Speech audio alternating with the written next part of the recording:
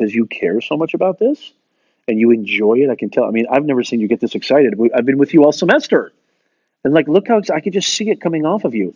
You should definitely. The only thing stopping you, I'm telling you right now, Gwen, the only thing stopping you from doing anything in life, not just creating an actual platform and a brand, but even creating a life that maybe you want, is this dude right here. That's it. I want you to F the world. I truly mean this. Don't worry about what other people think. Don't worry about judgment. Don't worry about haters. Don't worry about trolls. You keep going. You keep going and you keep going. No views, keep going. No comments, keep going. No likes, keep going. No downloads, keep going. The 99% of people like you who get excited, once that honeymoon is over and the metrics don't add up, they quit.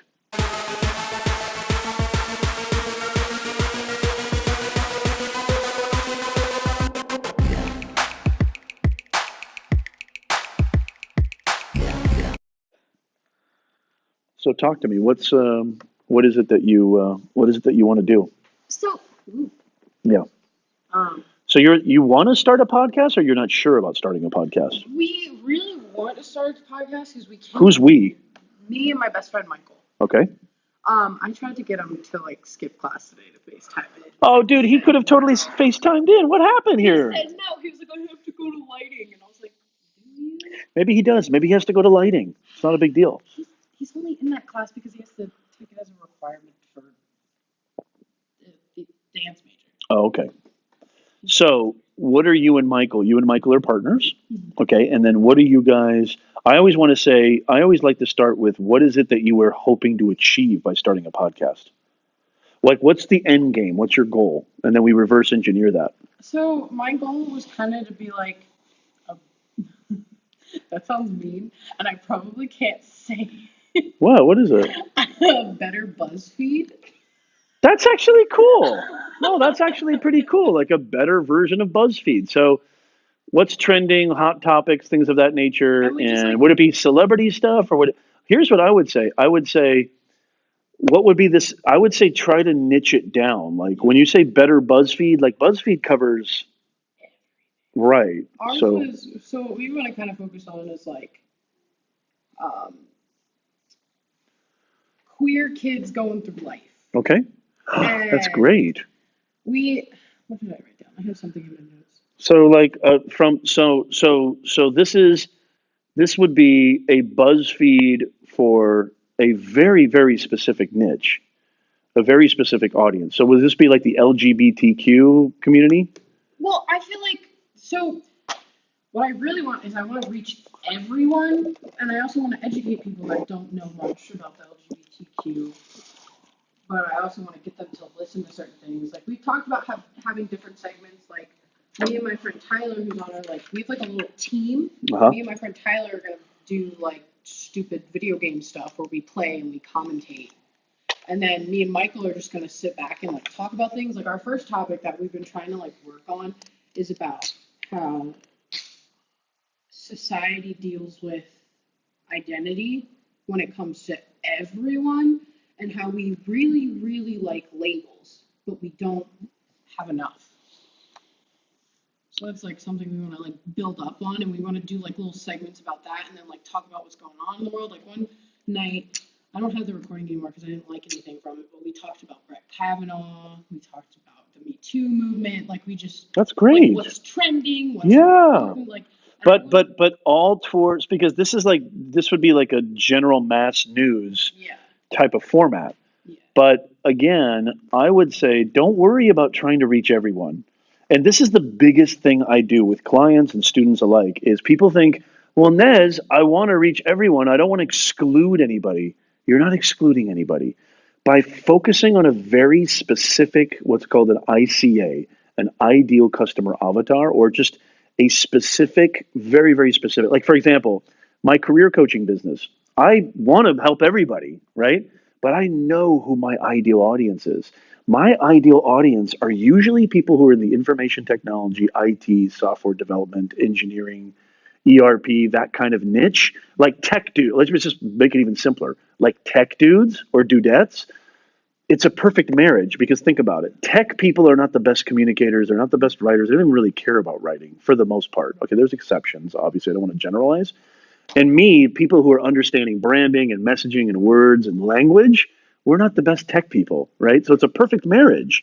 They need help communicating their story. We are masters of communicating story, but we don't know anything about tech, right? Or at least not to their degree. I mean, obviously, I know a little bit about tech, but not to their degree. So I focus on reaching those people. And by focusing on something that gives you a sort of point of reference, what's beautiful is that it still impacts quote unquote everyone, but you've niched it down so much that it becomes a focused program so it doesn't get lost in the sea.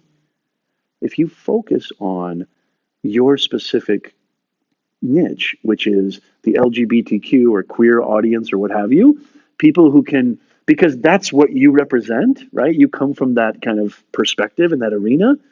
You're going to give it that authenticity. You're going to give it that realness that the people in that community will like. And there's such a vast, I mean, it's a huge audience. Don't even worry about reaching. Like, do you really want to reach the 62-year-old Republican straight male? If it'll teach them something. Okay, but it might. But if you just, if, there's this saying, if you try to reach everyone, you reach no one. Yeah. By focusing on that specific demographic, you're going to really have a harnessed message. And then there's a beautiful opportunity that it just may, if it builds and builds and builds and you keep producing high volume, high value content, it will have the potential to reverberate. But I always like to tell people who want to start podcasts or start content creation, this goes for anything: video, pictures, visual, audio, doesn't matter. Stick to that specific avatar and you'll reach the people that you want to reach. And it's gonna reverberate. If you do it well enough, if you do it consistent enough, if you really put your all into it. I mean, look at Rachel Maddow. Let's just look at Rachel Maddow. Rachel Maddow is on one of the biggest networks of all time. Now, she definitely comes from a certain perspective, does she not? Do you know who Rachel Maddow is? She's the woman on MSNBC. Oh yeah. And correct me if I'm wrong, but I think that she's gay. I think, I'm not sure. Yeah. Now I want to kind of Google this. Google Rachel Maddow real quick. I'm sure she is. Where's my glasses? I can't see anything. I'm pretty sure that Rachel Maddow is gay, but I might be. Is she? Yeah. Okay, so that's a perfect example. Do you know what I mean? Like here you have somebody who is she's on one of the major networks, MSNBC. I think even CNN sometimes. She's on CNN. Yeah. She's on the major networks, and she started, right? Probably never thinking in a million years they would ever put a LGBTQ woman, right, or somebody who represents that sect on a national network. But she did such a good job of not focusing on I'm just this and I'm only going to do this. She just focused on high quality content and producing it and being consistent. And she's on a national network. I think you guys could do the same thing, but it's nice to take baby steps and start so that you don't get lost in the sea. You know what I mean? If it's especially for SEO and like search, which is really big for content, if you do like, hey, we're going to talk about Brett Kavanaugh. Well, everybody's talking about Brett Kavanaugh. You're gonna lose that war.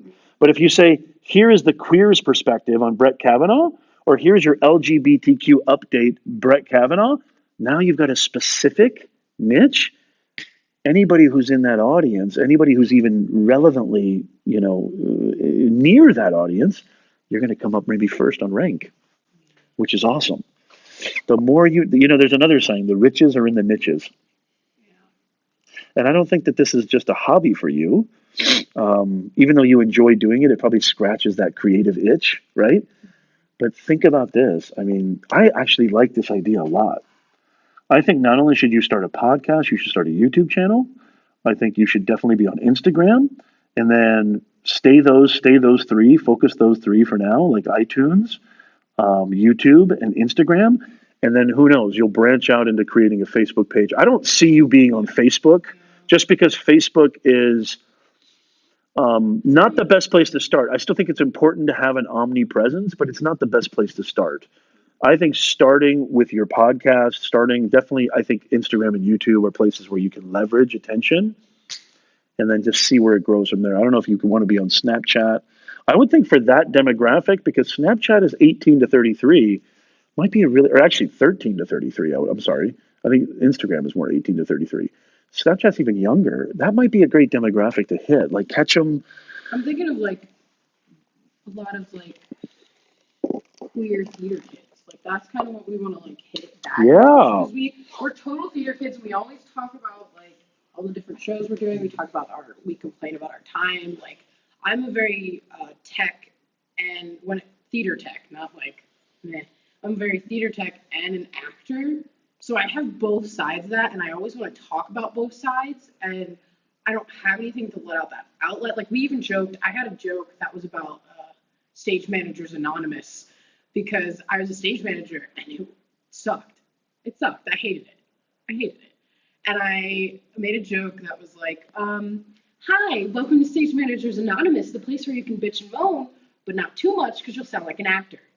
That's good. And it's funny because it's true, and I'm the like I know that's how it is. I do the same thing when I'm in the show, being an actor. I complain about everything, even if I can't control it. And then when I'm on the tech side, I do the same thing. And here's another thing, if I could just say this, you have a great presence about you.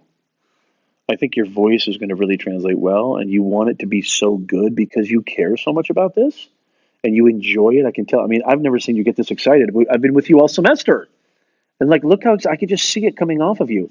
You should definitely, the only thing stopping you, I'm telling you right now, Gwen, the only thing stopping you from doing anything in life, not just creating an actual platform and a brand, but even creating a life that maybe you want, is this dude right here. That's it. I want you to F the world. I truly mean this. Don't worry about what other people think. Don't worry about judgment. Don't worry about haters. Don't worry about trolls. You keep going. You keep going and you keep going. No views, keep going. No comments, keep going. No likes, keep going. No downloads, keep going. The 99% of people like you who get excited, once that honeymoon is over and the metrics don't add up, they quit. I could have easily quit. Like I didn't take my YouTube channel serious until actually early 2017. I really didn't take my YouTube channel seriously until early 2017. And I had, I think, barely 200 subscribers, but I didn't stop. And now I'm at 1,200. I mean, I wouldn't pick up a subscriber for 2 weeks. Now I get 5 to 10 a day. And it's just going to get grow and grow and grow. Don't give up. One thing, if there's anything I can impart on you, is in the beginning, it's going to be super hard. In the beginning, you're not going to see results as fast as we're used to in this instantaneous mindset, this instantaneous 21st century.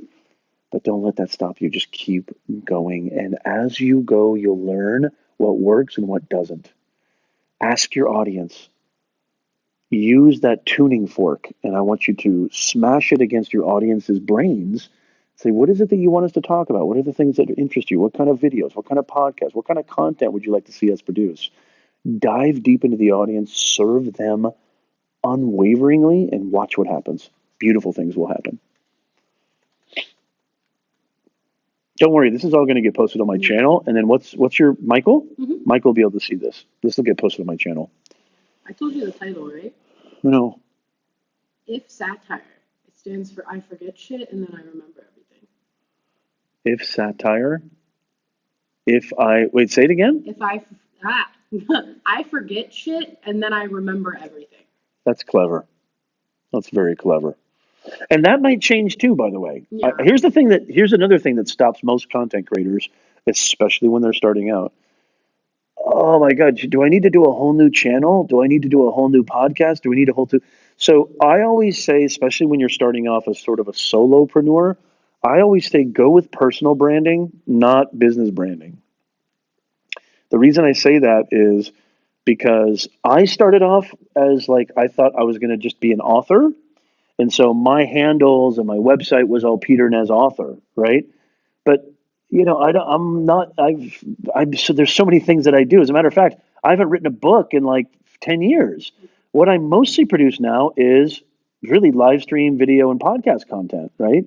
And I'm a personal branding keynote speaker. So if I had the name Peter Nez author, people would be confused. Like, but now that I have Professor Nez as a personal brand, and it's a nice umbrella for all the other stuff, I can do a lot of things under that canopy. Do you know what I'm saying? I kind of have something like that. For a lot of my usernames, like on Twitter, my You know how some people would put like, at, at vegan brownie, or something. But then it's like they're like, well, wait a minute, maybe I could do more than just vegan brownies. Or actually, I'm not really interested in vegan brownies. If they had a personal brand like Chef Suez or something like that, or Chef, who the hell's Suez? But like, let's say Chef Susie, then she can still do vegan. She could actually do some omnivore stuff. She could do a bunch of stuff. She could do like filet mignon. It doesn't have. So I always say do personal branding. Now this if satire, that's cool, but you might want to think of like the Gwen and Michael show or something like that, because something that is I'm a thinking of putting with Gwen and Mikey. well, you would probably have to do that. Yeah. But I actually think because I want people to know that it's you two, just in case this evolves and changes. I would think about your branding and and how you want to be perceived. That's something that you might want to think about. Mm-hmm. No, absolutely. If you name the podcast, like for example, my podcast is the Personal Branding 101 podcast, hosted by Professor Nez. So if satire, hosted by Gwen and Michael, right? But then have your social not be if satire, Yeah. have it be your personal brand. That way that way this is just a branch of that. Because you might go into all different directions, especially if you end up monetizing this stuff, which I think if you stick to this, how old are you, Gwen? I'm 20. Oh my God. Num num shibai, num num shibai. Like, I mean, if I was 20 years old and I didn't have kids and I wasn't married and I knew everything that I'm telling you right now, by the time you're 26, I'm not even kidding you, this could be a full-time income, if not sooner. When I say full-time income, I'm not saying like, assistant manager at Carl's Jr. full-time income. I'm saying like CEO type full-time income. Mm-hmm. Like making real money doing something you love, because we truly are living in a hyper connected era. The possibilities are limitless, just limitless. So don't here's the key. The key is don't ever stop. Google all the simple stuff. How do I set up an RSS feed? Where do I go to fix? That's Googleable. All of that stuff is Googleable. If you have a Squarespace website, you can go directly do a podcast like I do. You don't even need an RSS feed, or at least your RSS feed is already built into it. I should get an affiliate link for Squarespace. I don't know why I don't, because I talk about them a lot.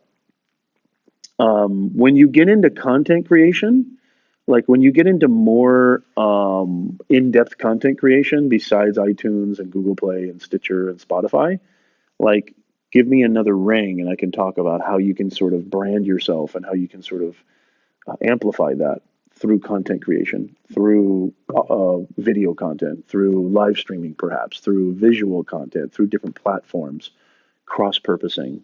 Yeah, there's a lot of beautiful ways that you can do that. What do you, excuse me, what are you on right now as far as like platforms? I usually just use Twitter and Instagram. I love Twitter.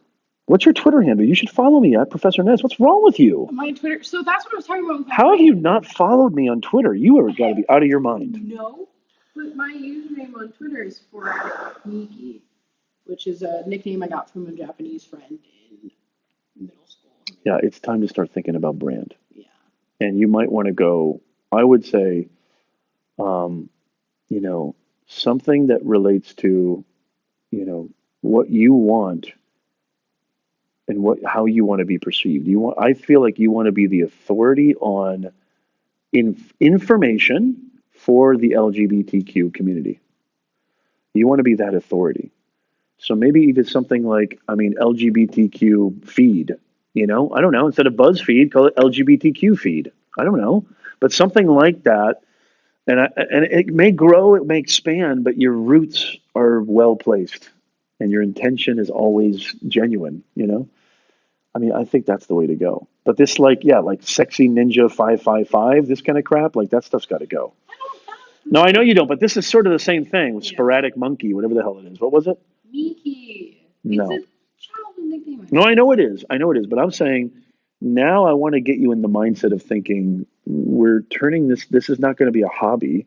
It's going to be fun. It's going to be a ton of fun because if you're like me, I love creating content. If I never monetize my audience, if my, I've got my coaching business, I've got my consulting business, I've got my online academy, but I'm not really, I mean, yes, I'm monetizing my audience, but I don't even, I'm not like, that's not my bread and butter. My content creation is about brand. I sell through brand. I don't sell through direct like monetization of my audience. So I'm building this awareness. I'm building this online resume. That's my personal brand. So if companies want to hire me to speak, if people or individuals or businesses want to hire me for consulting, my resume is on in the digital world. My resume is on Instagram. My resume is on Snapchat. My resume is on Twitter. My resume is on LinkedIn. You know what I mean? Got it? Yeah. Like just like YouTube. YouTube is like I can't tell you how many times I've gotten hired just based on wow, we saw you give this lecture on YouTube. We saw you give this keynote address on YouTube. We saw you, host this event, or we saw you produce this content. It gives a taste of who you are. I am a big believer in content being your main engine for building awareness, which it maybe doesn't lead to direct purchases immediately, but it creates this beautiful long term insight into who you are, and that is where things start cooking. The more you do, all it takes. Look at me, Glenn. All it takes is one podcast, one piece of video, one little Instagram story, one whatever, what have you, the right person at the right time. Now, the only way that opportunity is going to hit is if you're consistent every single week. Not every day. Every day is untenable. Every week, at least one piece of content every single week. Either one video, one podcast, one type of article or written form content or visual content at least once a week. I mean, I do a lot more than that. I do like 4 or 5 times a week, but that's me because I'm crazy. But the more I say, don't worry in the beginning. Don't worry about perfection. Worry about volume in the beginning because the perfection is, first of all, it's unattainable, but you're going to get better and better just naturally. If you look at my first 50 to 75 YouTube videos, you're going to be like, how in the world did this guy ever get paid to do anything? You get better and better and better. I think a lot of mistakes happen when you let this dude get in the way. And that dude's going to try his hardest. You know you stink, right? You know that podcast sucked, right? You know that video stuff. Who are you to do a podcast? Don't listen to that dude. Give that dude the pink slip. He's there to get in your way. Your awareness is like a light shining on that dark spot. He evaporates. Just your awareness of that. Most people are subconsciously being, puppet mastered by him. You know what I mean? They don't realize that every single action is dictated by the eternal doubter. They don't realize that. Don't let the eternal doubter win and watch what happens. And then when I call you in maybe let's say 24 months or maybe 32 months, watch what happens. Some beautiful thing. 36 months. I say give it 36 months and I think you're going to be able to monetize this. Or at least make this into like you're going to have a decent, solid infrastructure at work, where it'll just be like secondhand.